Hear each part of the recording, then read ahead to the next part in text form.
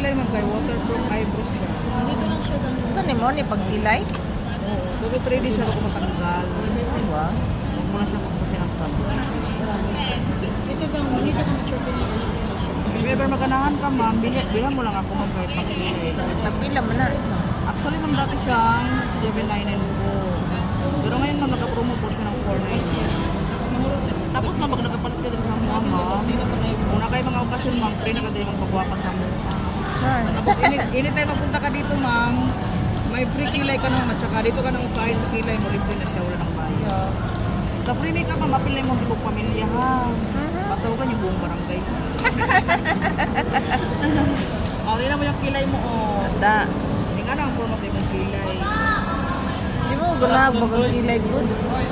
Light.